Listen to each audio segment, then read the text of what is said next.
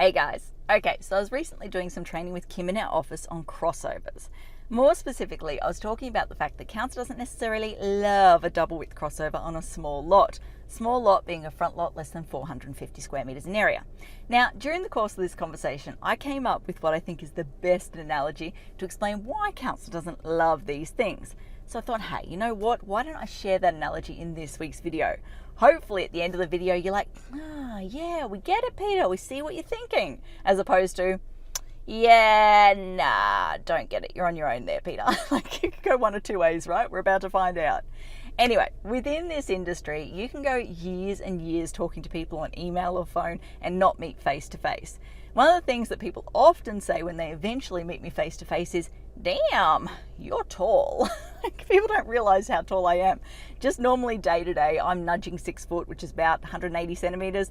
But I love to wear me a black high heel. Like my work high heels are my MO, my staple. I will crawl under houses in those things. It's ridiculous. I'm the first to admit, but I just love them. It's me. Anyway, when I put those things on, I am well and truly over 6 foot. Like I tower over a lot of people. Anyway, going back a few years ago, I was actually on a business trip to the Philippines. So I went over there for a business sort of conference. Because it was a business conference, I turned up in work mode, turned up in my heels, got off the plane, walked out into the airport, and yeah, I stood out like a sore thumb. I towered over everyone. Everyone around me was like chest height or below. I looked ridiculous. Now, there are some people out there that will go, well, in certain cultures, being tall is associated with like being a model and being beautiful and all that sort of stuff. Yeah, I ain't no model. Hate to break to you guys. This is not a model type situation. This is more of a, you know, the troll out of Harry Potter, the lumbering around type yeah, that's me. So in this situation, it was not a pretty sight. It just looked weird. It looked awkward. Anyway, that exact situation is the same as the crossovers or the double width crossovers.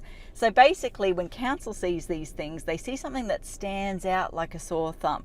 And it doesn't stand out in a positive way like a beautiful tall green tree.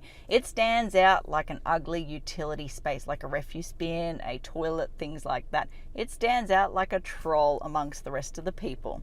So when it comes to trying to get these double width crossovers through council on small lots, firstly, you need to try and demonstrate that it's actually Troll City already. So there is a heap of double width crossovers out there already, and therefore it's just going to blend in. It's not going to stand out like a sore thumb.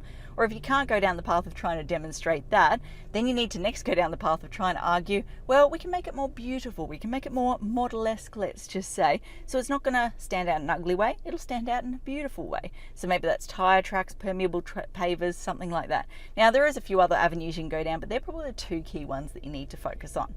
So what do you think? Does the analogy work? Are you now envisaging trolls and models? Hopefully it made sense.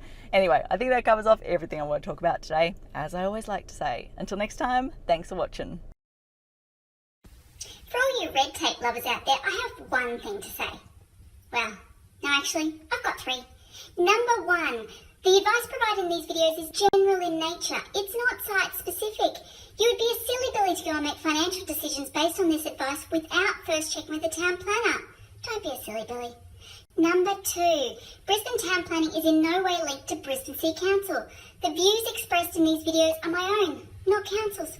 So if you don't like them, blame me, not council. Number three, what was my number three? Oh yeah, the views expressed in these videos are accurate at the time of recording. If you're watching this video back 10 years from now, the views may not be so accurate. That's all. Bye.